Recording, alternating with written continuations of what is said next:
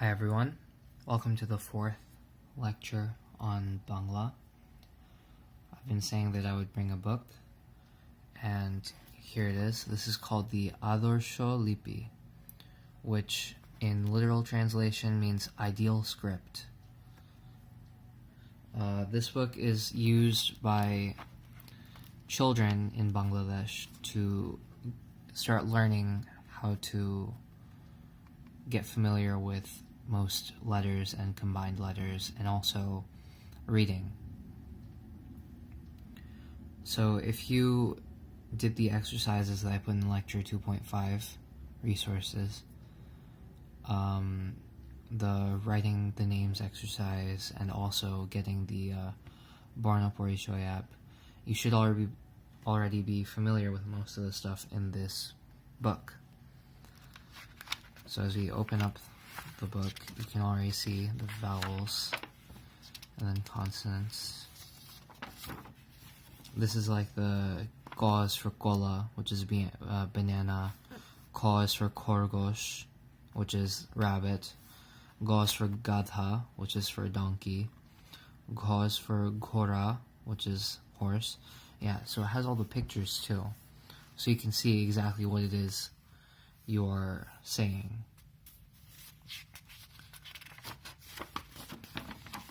This isn't the only Adorsho Lipi out there. There are probably many different kinds. This one uses mainly, book style writing. I mean, it's good if you want to, be writing essays. Like, I will have to write an essay about myself, about events that took place over the summer that I did. That's one of the prime reasons that I'm doing this. So yes, I do have to study book script, but then also you don't have to write as formally as books write in order to get your point across. If you write like colloquially, rather than being extremely formal, people will still understand what you're saying. Here are those implied vowels that we saw. These three are a little bit different. This has different uses. This is mainly like the ng sound, ung. So like, for example, when you read the word Bangla, the ba has an akar, which makes ba, and la has an akar, which makes la. The ng sound that comes in between is from this symbol. Onushar. Oh yeah, it has the names on the top. Onushar. Okay? So the onushar basically makes the ng sound, ng. This is called the chondrabindo. And this basically is like a nasal tone. So, for example, rat or mouse, rat. People in Bangladesh sometimes say indur, I-N-D-O-O-R, indur. But in reality, the spelling is I-D-O-O-R. That N gets snuck in there as a way to compensate for people not pronouncing the chondrabindo, which is the nasal tone. So instead of it being indur, it would actually be idur. It's not idur, I. I versus I. Idur. It's not, this is like the only tonal thing we have. It's just a nasal tone, that's it. It's not too hard to pronounce, but keep in mind that this can make a difference between like what you're trying to say. Like chad is roof versus chand, which is moon. Those are two different things. Obviously one is cha, the other is ja. They're different, but there's also a chandrabindo difference and a tonal difference. So people might get confused with that. I certainly did when I was younger. And this is just going over those applied vowels on all the other letters. Sorry, I have this marked up. I've had this for a while. I just never really took the time to look at it. So now, this is the part that's most, I think, people should spend a little time on. These are the folas, okay?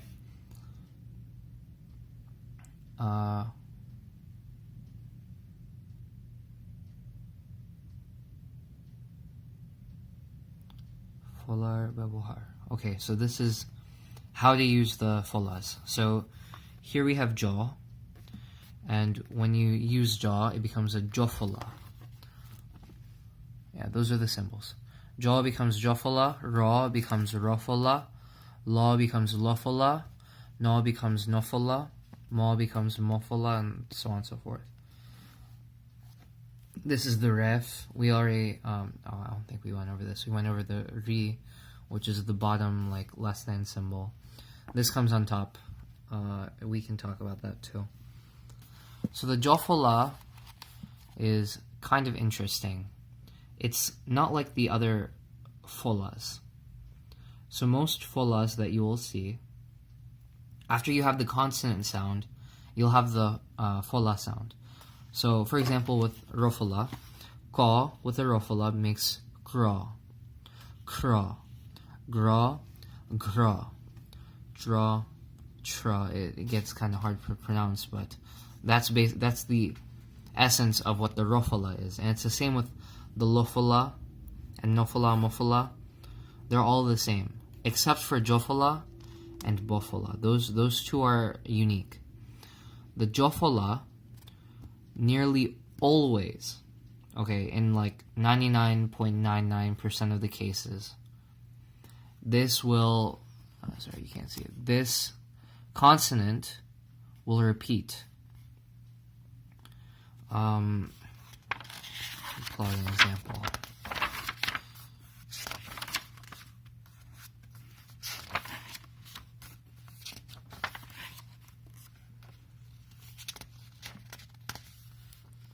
Okay, right here. This is bakko, not bako, bakko. Since ka is like, you're closing your tongue to pronounce the ka sound, I'm actually holding the ka sound out. But because the airflow is cut off when you make the K sound, you don't hear it. It's bakko, not bako, bakko. And it's kind of the same with all of them. You just hold the initial consonant sound out. That's the essence of the jofola. All the other ones, you say the sound of the fola immediately after the consonant. Jofola is different, and bofola is also kind of different.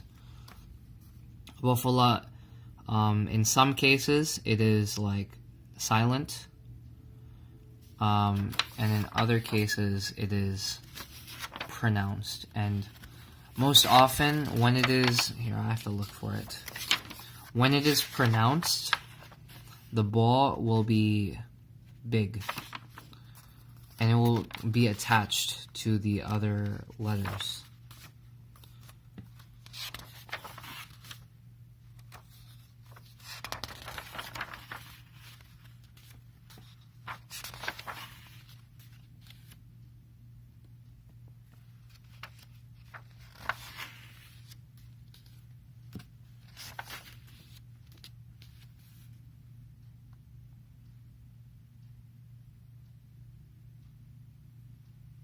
Okay, so for example,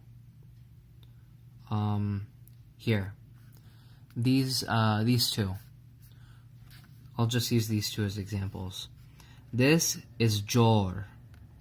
Now the bofola here is being used. You can see it's under the jaw or zaw, and this bofola is essentially being used to hold out the initial consonant, but because like ka, jaw is kind of like you're closing your mouth to pronounce it. It's ch ch.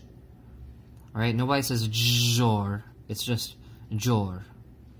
But if it was like in between like another consonant, then it would be like more obvious that this is actually supposed to be held out. When it's pronounced, people say just jor, jor. But the bofula is there. It's kind of a silent letter in this case. Just to say that, oh, this is actually supposed to be like a long consonant held out. Here, we have bihobol. You can see the ball in this case, unlike in other like regular spellings, ba is connected to the ha. Okay? If you were to spell it like differently, the ba would not be connected to the ha. Okay? That's the wrong spelling, but if you were to try it, ba would not be connected to the ha. But this is being used as a bofula, and this is one of those special cases, right? You have jofola, which is almost 100% a held out. It holds out the previous consonant, and the rest of the folas are kind of consonant, then the fola consonant immediately after. I'll show you one of those in a second. And then bofola, which is kind of, it's like in between, sort of. Sometimes it's, open like this, sometimes it's silent. I'll give you one of the other folas. I think this page had no fola, yeah. So here's no fola. This is the no fola page. You can see the shaw here. This is the coconut shaw. It's like this. This shaw has a bofula underneath it, but nobody says shh, right? It's just shopno. The ba has a nofala underneath it, so it's not shopono, it's shopno. It's not. It's the no in the nofala comes immediately after the ba. Shopno. Getting used to these silent letters is kind of difficult. Like you just have to memorize some words. Like for example, if I hadn't read this, I would not know that shopno. Just from speaking it or listening to other people say it, I would not know shopno had a bofula. So this is like one word you would have to memorize. Here's another word. This is a pa with a rofola underneath of it. So that makes pro. Proshno. Proshno. That means question. So proshno. You can see the other folas make immediate consonants after the initial consonant. Versus jofola, which is the consonant that the preceding consonant is held out, and with bofola it's either held out or the ba is pronounced.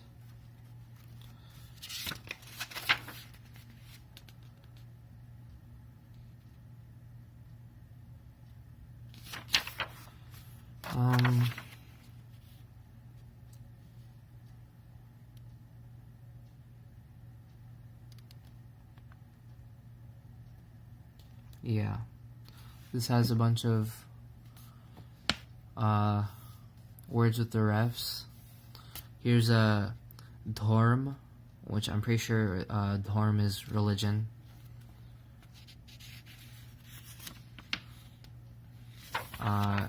Literally the ref, it just goes on top of the letter, and for example with dharm, the ref comes before the consonant that it is over.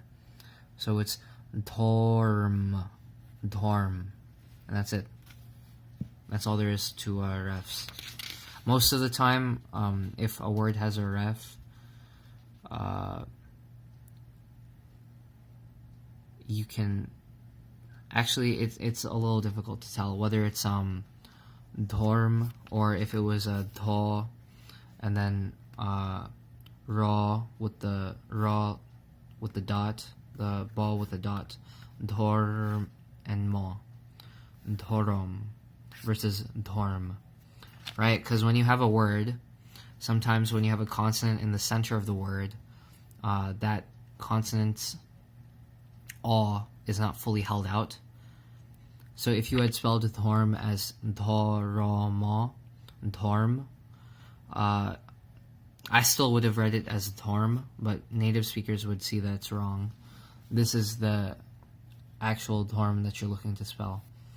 So I feel like, yeah, refs are definitely something, a lot of words you might have to just memorize. Here's another use of the jofola in the word bang. Bang is frog. There's the frog. Here. This is the frog. Bang. And if you look closely, you can see there's a jofola and an akar. Whenever you have jofola akar, it's like one of the vowels, except it's not a vowel because our language is beautiful. This makes the sound. Like bank, except for a frog it's bang. Or no, bang is also an English word, bang. Bang like bang. There you go. The jofola akar makes the ang. This letter is making the ng sound. It's not like the this one. This is also making the ng sound here, bang. But the jofola akar is making the sound. It's so awkward to say, kind of. This Adarsh Lipi is very useful for people who have, someone there to teach them. Like, it's not an instruction guide for learning to read Bangla. Like, I'm sure some people who don't have Bangla-speaking people to help them would not be able to realize that, jofola is actually the previous consonant just held out. So this book certainly isn't a manual for reading and writing in the language, but it is definitely useful. Here are some of the combined letters. These are more common ones that you'll see when you're reading. And this other Sholipi actually says which letters comprise the combined letters. You can see na and ta make this symbol, nt, and na make n. That's another thing that you have to watch out for. Sometimes there are words that will sound like they have a jofola, but in reality they're like this. So if you have na in a jofola, it makes the same sound as if you had a na on top of a na. It's kind of confusing. If there are words like that, I just said that as an example. I'm not sure if there's a rule behind that. If there is, we can talk about that in a later video. But basically, if there's a na jofola, it will make the same sound as no and na. Na on top of na. So that's something you have to watch out for. If someone's saying like onno, which is different, does it have na jofola or no and na? Na on top of na. You just have to read it to find out.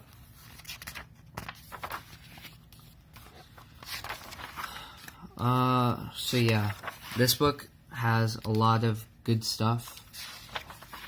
If there's anything else major that I didn't go over, I'll try to patch that in a later video. I'm still going through this book, trying to figure out exactly what other information I can leech from it. I guess to conclude, we can read a nursery rhyme together. Hopefully by now you guys have memorized the alphabet. This is a classic. This is something most Bangladeshi parents sing to their children when they're young.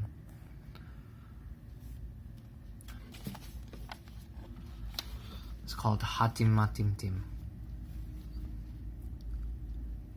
hati. Okay, so it's hat, tima, tim tim. Hat, tima, tim tim. Tara, mate, pare, dim. Tader, kara, duto, shing. Tara, hat, tima, tim tim. This, okay, so this animal is a fictional animal. It's literally saying this animal lays eggs in the field, and it has 2 horns on its head. That's it. That's the nursery rhyme. That's literally it. Hatima tim tim tara mate pare dim tader khara dutu shing tara hatima tim tim. Excuse me. Sorry. Anyway, yeah. This is a basic. Hopefully, if after I've completely leached this book of all of its information I need to get out, we can start reading a book. I already have a book planned that I want to read with you guys, but for now, we should focus on memorizing these. We got the letters down, now we just gotta get the combined letters down.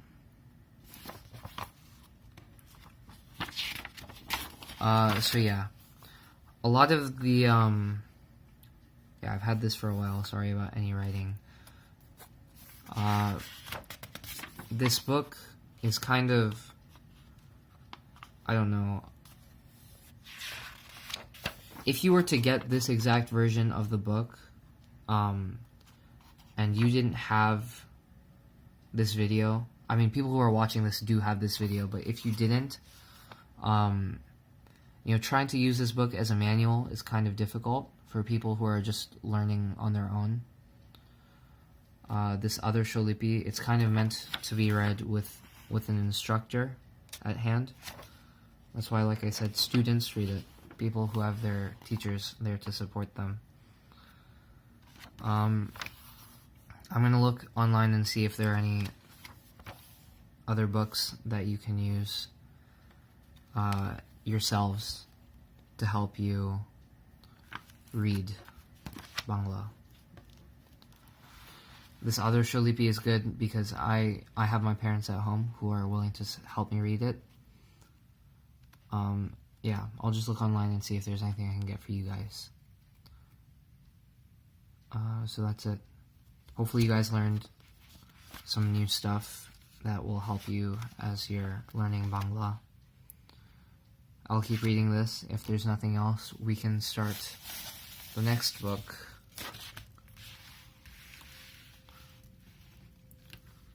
Hojjar Golpo. We'll read this eventually. We'll get there. Anyway, see you next time.